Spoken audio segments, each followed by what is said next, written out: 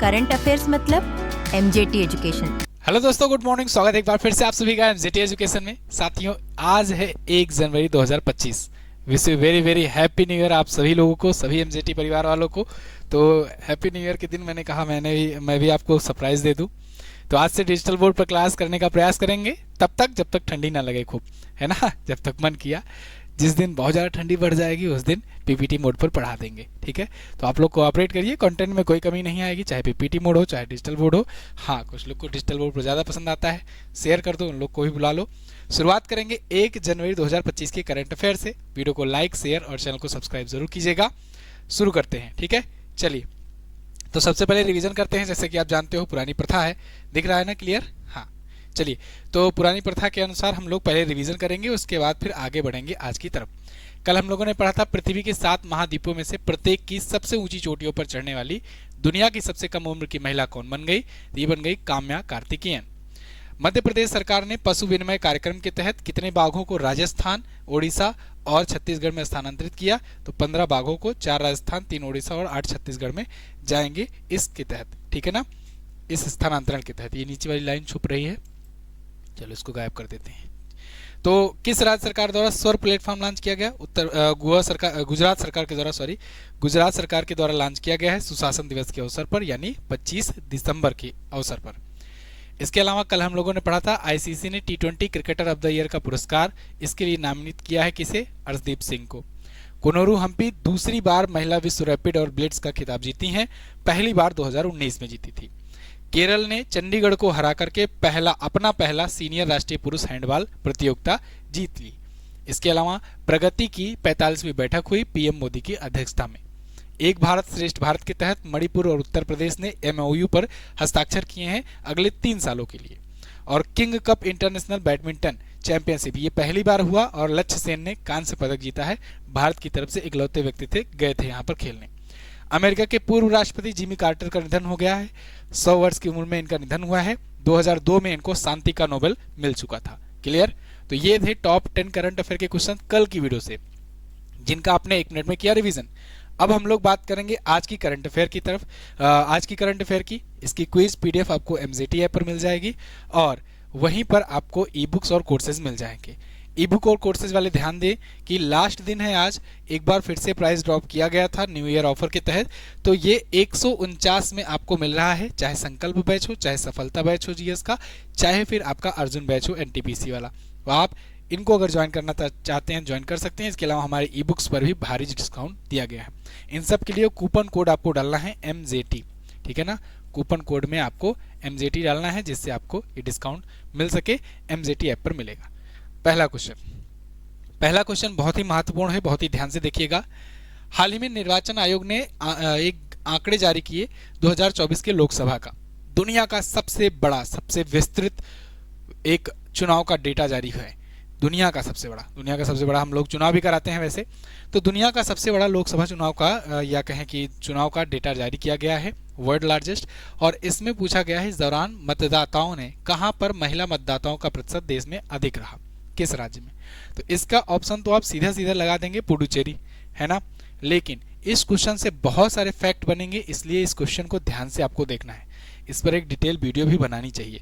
जब मैं एक्सप्लेनेशन इसका लिख रहा था तो फिर समझ में आया ये कि इस पर एक डिटेल वीडियो आपको देनी चाहिए, क्योंकि इससे क्वेश्चन बन सकते हैं। अभी आएगा, दिखाएंगे। तो बिजनेस स्टैंडर्ड का आर्टिकल है ECI यानी election commission of India releases world largest electoral data for 2024 Lok Sabha and assembly polls. आप जानते हो लोकसभा के साथ साथ 4 राज्यों का विधानसभा इलेक्शन भी हुआ था। अब ये डेटा है कौन कौन सा, ये महत्वपूर्ण है, ध्यान से देखिएगा। ये पेज इंपॉर्टेंट है, यहाँ से कहीं से भी किसी भी लाइन से क्वेश्चन बन सकता है। एक तो ये दुनिया का सबसे बड़ा चुनावी डेटा है। 64.64 करोड़ वोट टोटल पड़े हैं और पंजीकृत मतदाताओं की संख्या 97.97 करोड़ हो गए हैं। मतलब 97.97 रजिस्टर्ड वोटर हो गए हैं। इतने व्यक्ति भारत में हैं जो 18 साल से ऊपर हैं। 97.97 मतलब आप समझो 100 करोड़ के आसपास में। तो इतने रजिस्टर्ड वोटर हैं। बहुत सारे लोग तो रजिस्टर भी नहीं होते हैं। इतने लोगों ने वोट डाला है ना। पुडुचेरी में महिला मतदाताओं का प्रतिशत सबसे ज्यादा था। कितना था? कुल 10,23,699 मतदाताओं में से 5,42,979 या कहें 53.3% महिलाएं यहाँ पर थी।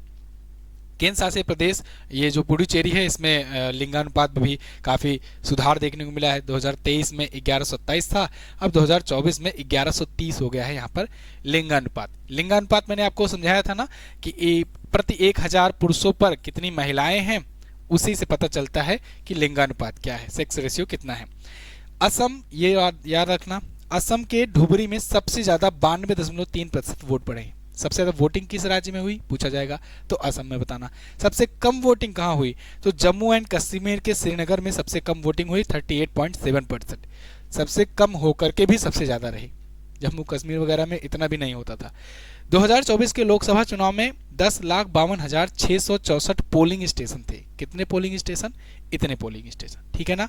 तो मतलब ओवरऑल ये पेज जो है बहुत इंपॉर्टेंट है आपके डेटा के लिए, आने वाले एग्जाम्स के लिए। अगला, आरबीआई के द्वारा वित्तीय क्षेत्र में कृत्रिम बुद्धिमत्ता यानी फ्री एआई के लिए जिम्मेदार और नैतिक सक्षमता के लिए एक रूपरेखा विकसित करने के लिए समिति बनाई गई। इस समिति की अध्यक्षता किसे दी गई है?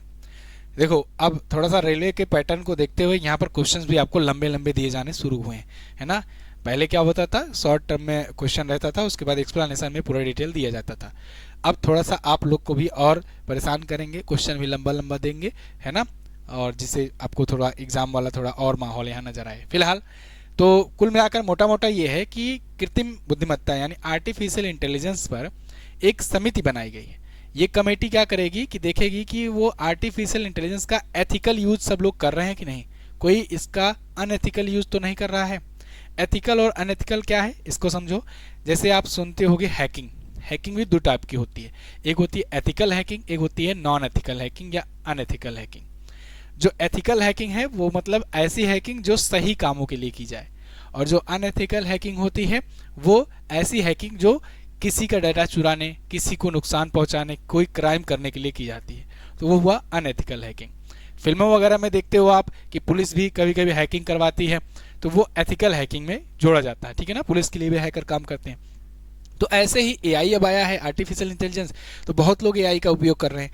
तो एआई का सही चीज़ों के लिए उपयोग किया जाए। जैसे मान लो मैं आपको यहाँ इमेज बनाता हूँ, इमेज थंबनेल में कई बार एआई की मदद से बनाता हूँ, तो वो हुआ एथिकल काम।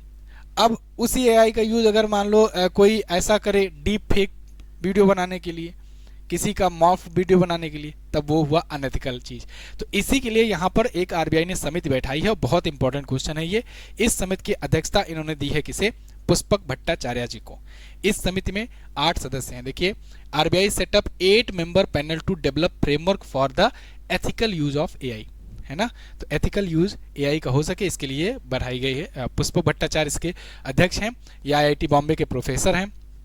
अब इसमें 8 सदस्यों में ये सदस्य हैं। सदस्य आपको नहीं याद रखना है, बस आप ये आइडिया लगा लो कि इसमें बड़ी बड़ी यूनिवर्सिटीज़, बड़ी बड़ी संस्थाओं से एक एक लोग लिए गए हैं, जिससे हर एक सेक्टर से आइडिया लग सके, ठीक है ना, लिया जा सके। समिति अपने गठन के 6 महीने के भीतर अपनी रिपोर्ट प्रस्तुत करेगी, ठीक है। बहुत सारी समितियां बन रही हैं। वन नेशन वन इलेक्शन के लिए रामनाथ कोविंद जी की अध्यक्षता में एक समिति बनाई गई थी, इसको भी ध्यान रखना है ना। अगला, उसमें भी 8 सदस्य थे। वैसे फरवरी 2025 में पहले वेब शिखर सम्मेलन की मेजबानी कौन सा देश करेगा? तो पहला वेब शिखर सम्मेलन, इसकी मेजबानी करेगा भारत। कब होगा? फरवरी में होगा वेब शिखर सम्मेलन। यहाँ पर देखो आर्टिकल भी आपके सामने। यह आर्टिकल इसलिए लगाया जाता है जिससे आपको ट्रस्ट हो सके, हाँ ये क्वेश्चंस जो लिए जा रहे हैं वाजिब क्वेश्चन है, वैलिड क्वेश्चन है, फर्जी के क्वेश्चन नहीं है, है ना। चलिए, तो फिलहाल वेब शिखर सम्मेलन जो होगा ये फरवरी में होगा, 5 से 9 फरवरी के बीच नई दिल्ली में होगा, भारत में। इसकी घोषणा पीएम मोदी जी ने अपने मन की बात में की। वेब का मतलब क्या? वेब का मतलब world audio visual entertainment summit, world audio visual entertainment summit, ठीक है ना। तो ये वेब समिट होने वाली है, ओके। कुछ और सम्मेलन है, आयोजन है, इनका रिवीजन करेंगे। जैसे विश्व समुद्री सम्मेलन चेन्नई में हुआ, प्रथम भारत समुद्री विरासत सम्मेलन नई दिल्ली में हुआ। दोनों में देखो थोड़ा सा डिफरेंस है, कंफ्यूजन बढ़ सकती है और कंफ्यूजन के कारण आपका क्वेश्चन गलत हो सकता है। भारत समुद्री विरासत सम्मेलन नई दिल्ली में और समुद्री सम्मेलन चेन्नई में, ठीक है। चलिए, संयुक्त राष्ट्र वैश्विक भूस्थानिक सूचना प्रबंधन एशिया पैसिफिक सम्मेलन भारत में हुआ। आम सभा और वैश्विक सहकारी सम्मेलन नई दिल्ली में। G20 कहाँ हुआ? इस बार ब्राजील में हुआ था, ठीक है ना, मतलब कि 2024 में। अब आज से तो 2025 लग गया। COP29 कहाँ हुआ? बाकू अजरबैजान में हुआ। अच्छा, G7 कहाँ हुआ? G7 कहाँ हुआ? यहीं पर मैं लिख दे रहा हूँ छोटा सा।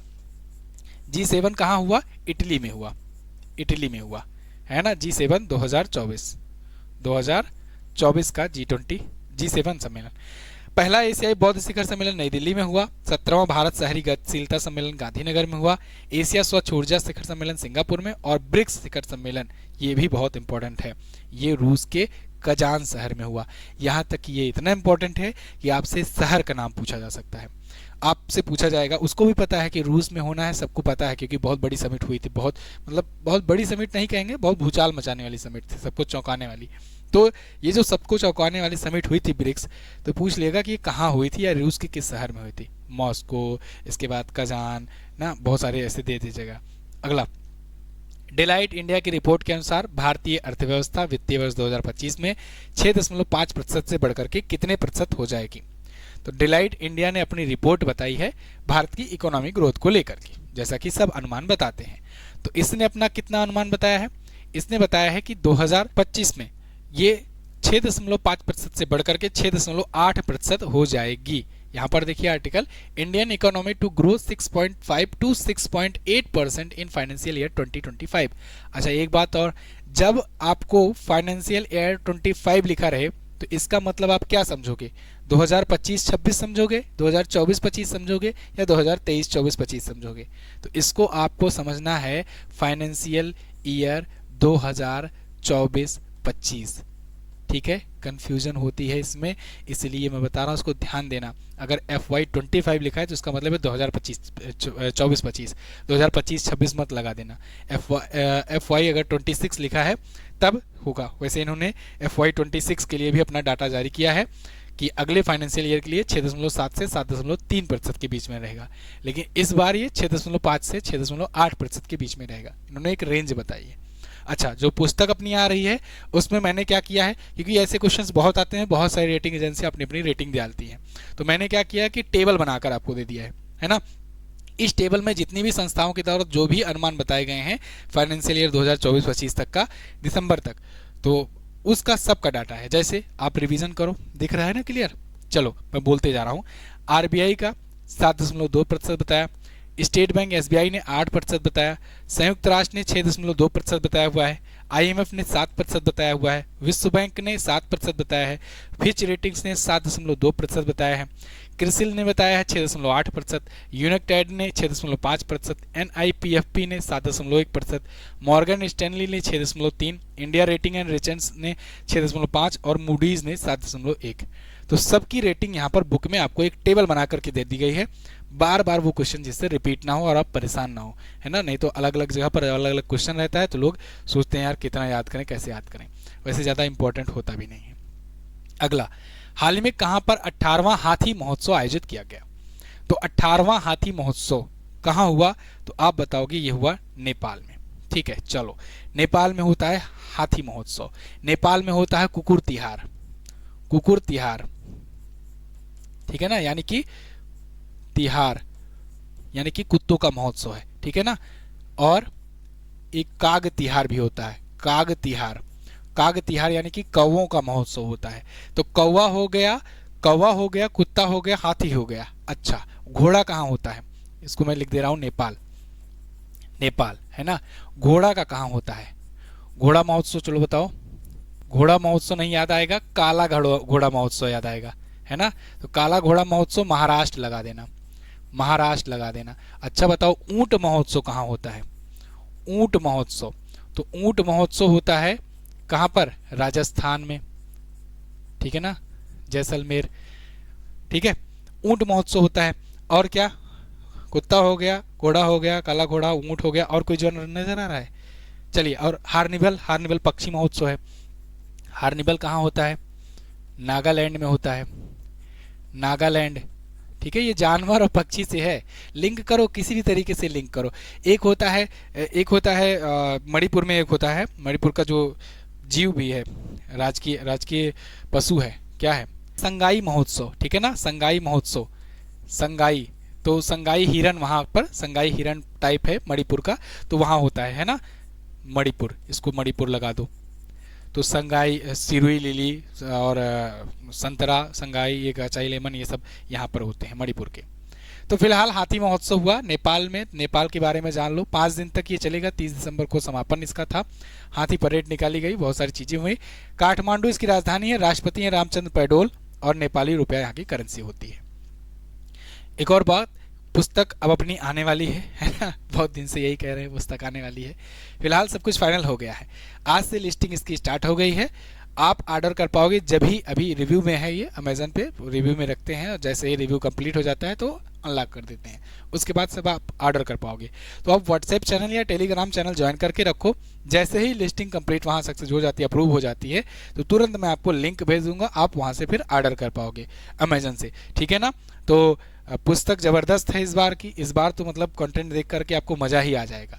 खूब मेहनत हुई है इस पर, और इस बार उम्मीद नहीं थी पुस्तक आ पाएगी, लेकिन मैं और हमारी जो टीम है सब ने मिल करके खूब बढ़िया से मेहनत किया और उसके बाद फिर पुस्तक संभव हो पाया आप तक आने का। चलिए, किस देश की संसद ने 2 सप्ताह के भीतर 2 राष्ट्रपतियों के खिलाफ महाभियोग पारित किया? तो साथियों, दक्षिण कोरिया की संसद ने 2 सप्ताह के अंदर अंदर 2 राष्ट्रपतियों पर महाभियोग लगा दिया। आपको याद होगा कुछ दिन पहले यूं सुक योल पर मैंने आपको बताया था कि उन पर महाभियोग लाया गया था, और उसके बाद हान डक सू के ऊपर भी ला दिया गया। दक्षिण कोरिया से रिलेटेड अभी एक वीडियो मैंने बनाया था जब उसमें प्लेन क्रैश हुआ था, 179 की मृत्यु हो गई ऑन द स्पॉट, 179। 181 बैठे थे, केवल 2 बचे हैं क्रू मेंबर, और 2 इतने सदमे में हैं कि अभी वो बोल ही नहीं पा रहे हैं। तो 179 की मौत हो गई, पूरा आग का गोला बन करके जल गया था, विस्फोट हो गया था हवाई जहाज में, है ना, लैंडिंग नहीं कर पाया था। इस पर मैंने आपको वीडियो दी थी कल। फिलहाल कार्यवाहक राष्ट्रपति हान डक सू जो है, इन पर भी अभी महाभियोग ला दिया गया। महाभियोग क्या है? महाभियोग एक ऐसा प्रक्रिया है जिसके तहत संसद अपना पावर रखती है कि राष्ट्रपति को उस पद से हटा दिया जाए, है ना। तो अगर पास हो जाता है, ज़्यादा समर्थन मिल जाता है, तो राष्ट्रपति को हटाना पड़ता है। अपने में भी है महाभियोग का प्रावधान है। आप मुझे कमेंट करके बताओ कि भारत में राष्ट्रपति को हटाने के लिए जो महाभियोग लाया जाता है, ये किस अनुच्छेद में इसका प्रावधान किया गया है? अमेरिका के संविधान से लिया गया है, ये किस अनुच्छेद में है ये आपको कमेंट करके बताना है। दक्षिण कोरिया की राजधानी सियोल होती है, कोरियन रिपब्लिक वॉन यहाँ की मुद्रा होती है, और चीन, जापान और भारत के बाद एशिया में अगर बात करें तो चौथी सबसे बड़ी इकोनॉमी है ये। सबसे बड़ी इकोनॉमी एशिया में चीन है, फिर जापान है, फिर इंडिया है ना। इंडिया तीसरी है एशिया में, लेकिन वर्ल्ड में है 5वीं, क्योंकि जर्मनी और अमेरिका इसमें आ जाते हैं।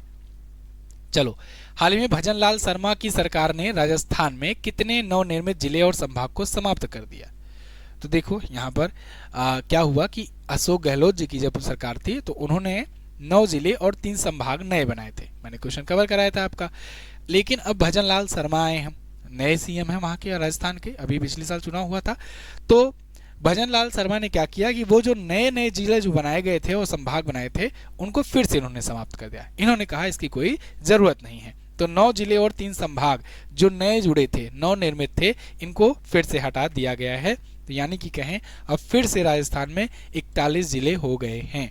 50 थे, अब 41 हो गए हैं। 50 - 9 = 41, याद रखना, है ना।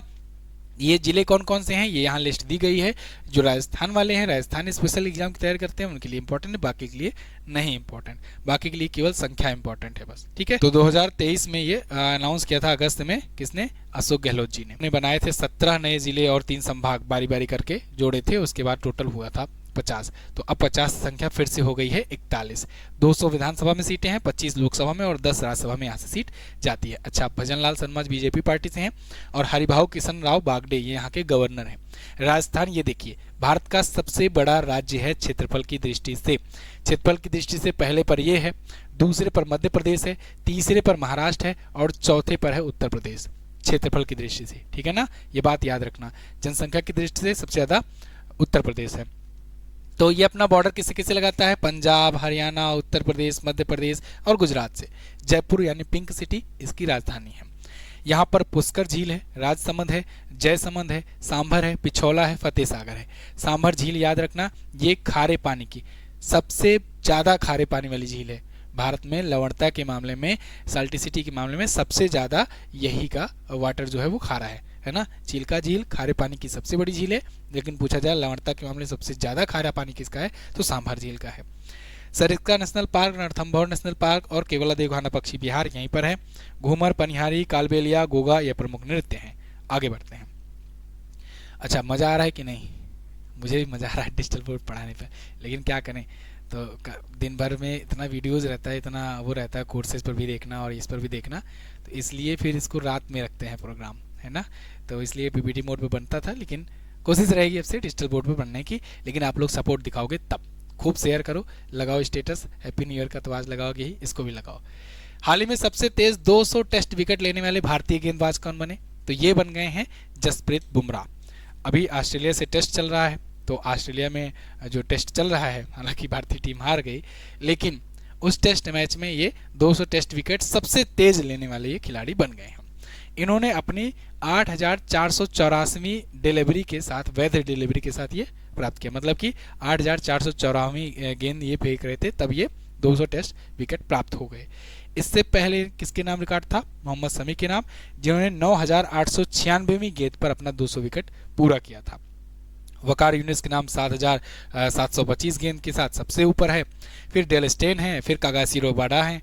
तो इनके बाद चौथे सबसे तेज बन गए हैं कौन? बुमराह, ओवरऑल विश्व में, लेकिन भारत में सबसे तेज। ठीक है, अगला है 700 बिलियन यूएस डॉलर से अधिक का विदेशी मुद्रा भंडार वाला भारत विश्व का कौन सा देश बन गया है?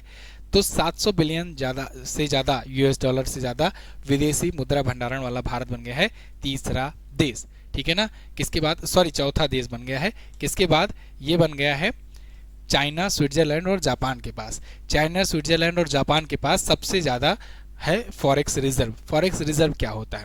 फॉरेक्स रिजर्व ये है ना कि जैसे देखो, आप अपनी मुद्रा कितना भी छाप सको, कुछ भी छापो, कौन रोकने वाला है?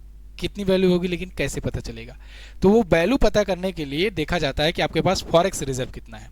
जितना फॉरेक्स रिजर्व होता है उतना ही आप मुद्रा वैल्यू छापते हो, अपनी करेंसी छापते हो। तो इससे ये पता चलता है कि आपकी मुद्रा की वैल्यू क्या है फॉरेक्स रिजर्व से। ठीक है। दूसरा काम क्या होता है फॉरेक्स रिजर्व का? दूसरा काम ये फायदा होता है फॉरेक्स रिजर्व का कि आपकी इकोनॉमी जो है वो डूबती नहीं है। जब डूबती है तो आप उसी से व्यापार करके बचा लेते हो। कैसे? जैसे मान लो आपके पास, देखो इंडिया के पास 700 बिलियन डॉलर का फॉरेक्स रिजर्व हो गया। तो अब मान लो अपने पास कुछ भी आयात निर्यात करना है, कुछ भी होता है, इकोनॉमिक क्राइसिस आता है, इंडिया में कुछ भी दिक्कत आती है, महंगाई बढ़ती है, या मान लो कोई देश से लड़ाई वगैरह होती है, तो ये जो 700 बिलियन डॉलर है ना, ये काम आएंगे। कैसे काम आएंगे? कि हम लोग इसमें से कुछ हिस्सा दे करके कुछ सामान खरीद लेंगे फटाक से, है ना। यही फॉरेक्स रिजर्व जब खत्म हो जाता है तभी देश में क्राइसिस आती है। जैसे श्रीलंका में आया था, पाकिस्तान में चल ही रहा है, पाकिस्तान दर दर भीख मांगता है क्योंकि उसका फॉरेक्स रिजर्व इतना है नहीं, है ना। चलिए अगला, तो दुनिया में चौथे स्थान पर है सबसे ज्यादा फॉरेक्स रिजर्व किसके पास है? चाइना के पास है। भाई चाइना तो समझ लो कि बहुत जल्द आने वाले दिन में ये अमेरिका को पीछे करने वाला है। उसके बाद दूसरा जापान के पास है, तीसरा स्विट्जरलैंड के पास है। स्विट्जरलैंड के पास आप जानते हो बहुत लोग काला धन वहाँ छिपाते हैं, है ना, कुछ लोग लाने का भी वादा करते हैं। लगभग 709 बिलियन डॉलर ये हो गया है। अब ये हर हफ्ते जारी होता है डेटा, तो कम ज़्यादा होता रहता है। तो 700 के आंकड़े पर अभी कुछ दिन पहले भी एक बार इंडिया पहुंचा था। फिलहाल आईएमडी की वैश्विक प्रतिस्पर्धात्मकता सूचकांक यानी ग्लोबल कॉम्पिटिटिवनेस इंडेक्स में भारत 40वें स्थान पर है, ये भी ध्यान रखना। अगला, दिसंबर 2024 में सीआरपीएफ के नए महानिदेशक कौन बने? तो सीआरपीएफ के नए महानिदेशक बन गए हैं साथियों वितुल कुमार, आईपीएस वितुल कुमार। ये आपको दिख रहे हैं, ये सीआरपीएफ के नए होंगे चीफ। ठीक है ना। ये सीआरपीएफ यानी central reserve police force. Bharat में पैरामिलिट्री की बात करें तो सबसे बड़ी पैरामिलिट्री फोर्स सीआरपीएफ ही है। 26 जनवरी 2016 को ये महानिदेशक की रजत प्रशस्ति डिस्क से सम्मानित किए गए थे और विशेष महानिदेशक के रूप में कार्यरत थे, और अब ये महानिदेशक होंगे। अनीश दयाल सिंह की जगह पर आए हैं क्योंकि वो हो गए रिटायर। अच्छा, अब देखो ये सीआरपीएफ के महानिदेशक चेंज हो गए लास्ट टाइम पर, तो अब जब बुक जाएगी ना, तो बुक आपके पास जब जाएगी तो उसको अपडेट कर लेना, क्योंकि देखो भाई बुक छपने के लिए दिया जा चुका है कितने दिन पहले, 5-6 दिन पहले ही। तो अब करंट अफेयर है, चेंज होता रहता है डाटा समय समय के अनुसार, तो डाटा चेंज होता रहता है, तो इसलिए अपडेट भी करते चलो, है ना। चलो पुस्तक आपको साल भर काम आएगी, लेकिन साल भर जो कौन क्या है वाला सेक्शन है इसमें चीज़ें चेंज होगी। बस केवल कौन क्या है वाले में थोड़ा सा आपको अपडेट करना है, वो भी ज़्यादा नहीं चेंज होता है, 2-4 ही चेंज होते हैं, बहुत ज़्यादा नहीं चेंज होता, क्योंकि जो भी नियुक्त होता है कम से कम 3-4 साल के लिए नियुक्त होता है ना। तब तक तो आपका काम बन ही जाएगा, आप तो जॉब पा ही जाओगे, ब्याह भी हो जाएगा। फिलहाल नई दिल्ली में हेडक्वार्टर है इसका सीआरपीएफ का, स्थापना 1939 में हुई थी, विपुल कुमार महानिदेशक। तो ये थे आज के 10 दिन, आज के टॉप 10 करंट अफेयर। अच्छा एक और है, एमटी वासुदेवन नायर, इनका निधन हो गया है। ये किस भारतीय भाषा के लेखक थे? तो एमटी वासुदेवन नायर जी ये मलयालम भाषा के ये लेखक थे और इनका निधन हो गया है। इनको कई सारे पद्म सम्मान भी मिल चुके हैं, काफ़ी प्रतिष्ठित व्यक्ति थे। तो इनके लिए केरल में 2 दिन का राजकीय सम्मान भी, राजकीय शोक भी घोषित किया गया है। जैसे अभी मनमोहन सिंह जी का निधन हुआ तो 7 दिन का राष्ट्रीय शोक चल रहा है, तो ये 2 दिन का राजकीय शोक हुआ है। पद्म भूषण 2005 में इनको मिला था, केरल ज्योति पुरस्कार 2022 में, ज्ञानपीठ पुरस्कार 1995 में, साहित्यिक अकादमी पुरस्कार 1969 में और कई राष्ट्रीय फिल्म पुरस्कार इन्होंने जीते हुए हैं। तो इनका निधन हो गया है। फिर से रिवीजन करेंगे बाकी जो अभी हाल फिलहाल में निधन हुए थे उनका। तो अभी जिमी कार्टर के बारे में बताया था मैंने, अमेरिका के राष्ट्रपति थे। ओसामू सुजुकी मोटर कॉर्प के पूर्व अध्यक्ष थे। डॉक्टर मनमोहन सिंह जी भारत के पूर्व प्रधानमंत्री थे। श्याम बेनेगल फिल्म निर्माता थे। ओम प्रकाश चौटाला हरियाणा के सीएम थे। उस्ताद जाकिर हुसैन विश्वविख्यात तबला वादक थे, है ना। उसके बाद पुरुषोत्तम उपाध्याय गुजराती सुगम संगीत के प्रतिष्ठित व्यक्ति थे। जॉन टिसनवुड विश्व के बुजुर्ग व्यक्ति थे। वरदारा कमलाकर राव मृदंग विद्वान थे। पंडित राम नारायण सारंगी वादक और शारदा सिन्हा जी लोक गायिका थी, बिहार कोकिला। चलिए, तो वीडियो को एक बार लाइक कर दीजिए, एक प्यारा सा कमेंट छोड़ दीजिए और कमेंट में तो कहोगे ही कि अब से डिजिटल बोर्ड पर ही आना है ना, मुझे पता है, तो शेयर कर देना लेकिन, है ना, तो मजा आएगा। निम्न में से कौन भारत के 50वें मुख्य न्यायाधीश थे? तो डी.वाई. चंद्रचूड़ थे। राजीव गांधी इंटरनेशनल एयरपोर्ट कहाँ पर है? हैदराबाद में है। आज आपको क्या बताना है, माउंट मैसिफ कहाँ पर स्थित है? याद होगा पहले क्वेश्चन में कल मैंने बताया था ना कि सभी 7 महाद्वीपों की सबसे बड़ी बड़ी चोटियाँ कौन कौन सी हैं, तो बताओ माउंट मैसिफ कहाँ है। प्रधानमंत्री मोदी जी के द्वारा एक भारत श्रेष्ठ भारत पहल का शुरुआत कब किया गया था, ये बताइए। तो थैंक यू सो मच यहाँ तक वीडियो देखने के लिए। मिलेंगे अगली वीडियो में, तब तक के लिए नमस्कार, जय हिंद, वंदे मातरम।